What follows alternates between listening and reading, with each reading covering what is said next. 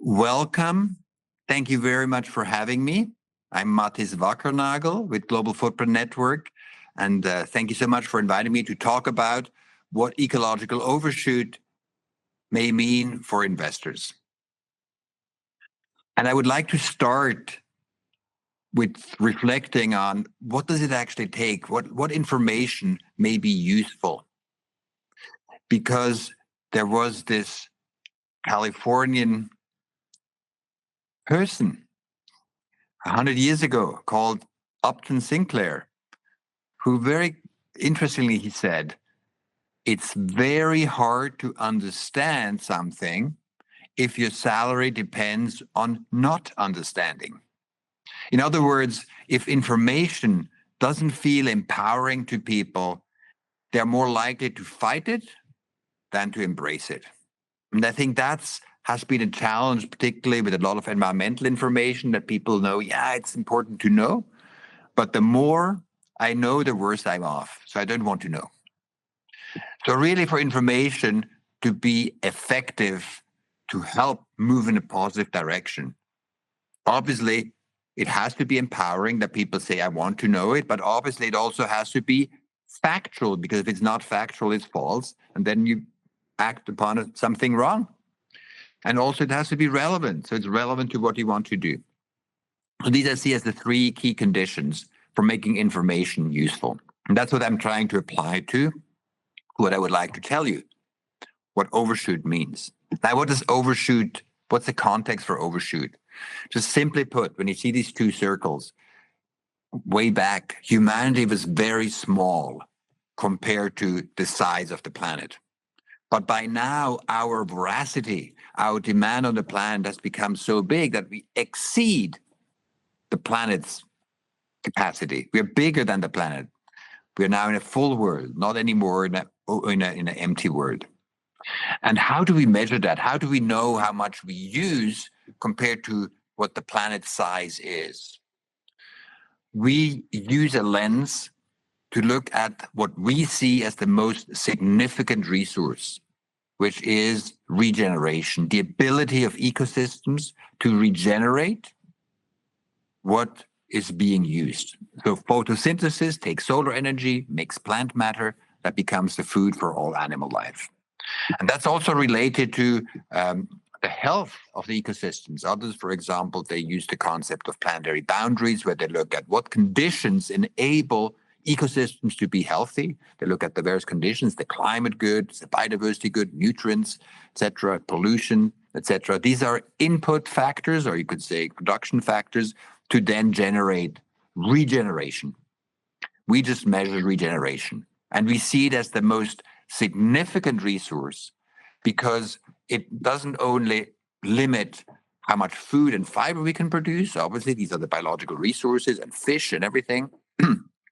But also it limits how much CO2 we can emit without increasing the concentration in the atmosphere. So it also limits fossil fuel use. We could absorb more CO2, but there would be less space for carrots. And also mining issues. So we obviously use copper and lithium and all these things. There's plenty of that underground, but it takes effort to get it. And that effort also is a demand on regeneration because it destroys ecosystems. It takes energy to concentrate things. So in the end, the competition really is about regeneration. So that's the mother, we could say, the mother of all resources. It's a first way of looking at the whole. How big are we as humans, as a human economy, as a country, as a company, compared to what Earth can renew? And to do that, we developed an accounting system, like a money accounting system, but one on physical resources. It does physical accounting. In English, people say we are bean counters. We're really truly counting all the beans, all the milk, all the oranges, adding it up to say how much space is needed to provide that, also to absorb the CO2. So that's the sum of everything.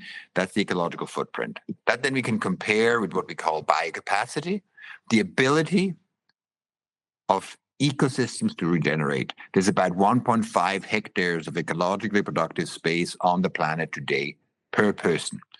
We can then compare that with how much is now used. What's the actual ecological footprint? And that turns out to be 2.6 hectares, global hectares per person, more than there is. How is it possible to use more than there is? It's like with money. We can use more money than what we earn. We can cut more trees than are being regrown, etc. We can pump more CO2 in the atmosphere than the biosphere can absorb again.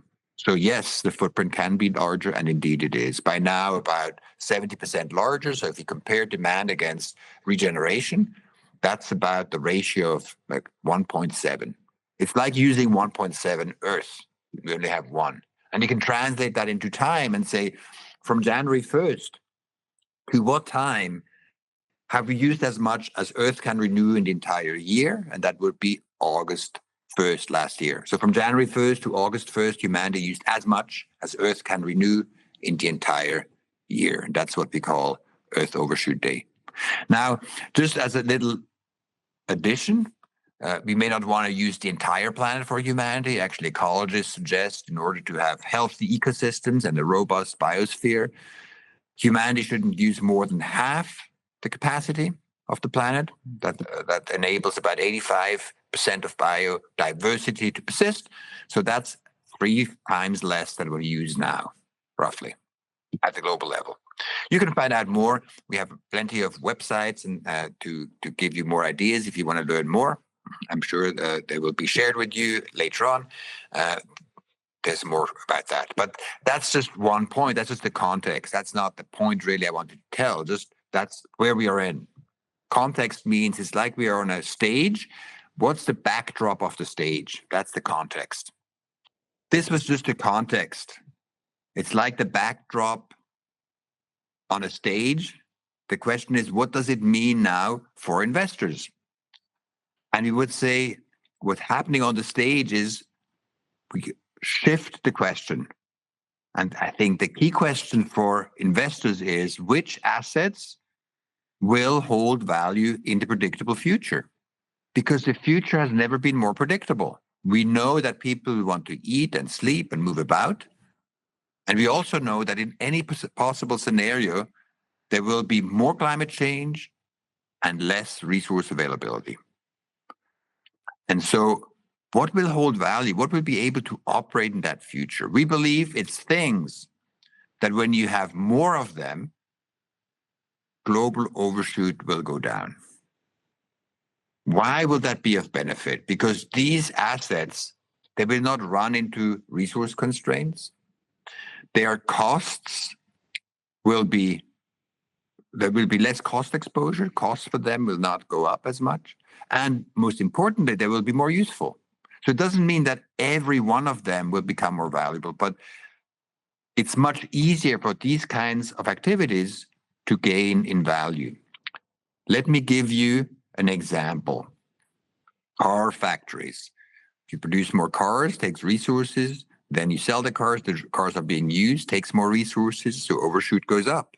In contrast, windmill factories also take resources, obviously, to produce windmills, but if the windmills displace coal power plants, then overall demand goes down because they probably will reduce CO2 emissions more than what it takes to build the windmills. I can go into some quantitative explanations as well. We work, for example, with a big recycling company in Germany, and I will put that in context. And what we started from is to recognize that for every dollar value add in the global economy, on average, and it varies across countries, it takes about 2 square meters, like the size of a single bed of ecologically productive space, to produce every year $1 value add. That's the average in the world. Now, what does it mean for a company, and how does it does the company affect Earth Overshoot Day? So this company, what we realized is that because for every resource they use themselves to run a recycling company, they save 7 units of resources. Overshoot goes down 32 square meters for every dollar they produce every year. So 15 times down for what on average it goes up. Now, this is not possible for every company, of course, but those companies that can do it, that can provide a service, that as there is more of that, overshoot goes down, are in a very strong position. Now we can apply the same thinking to sovereign debt as well. You can see a map here, also available on our website, that for all UN nations, we have used the data to analyze how much do they use compared to how much is available within the country. Are they running deficits or not? As an indication of their ecological wealth. Are they in a position to run their economies easily, or will they have more challenges as resources get tight overall?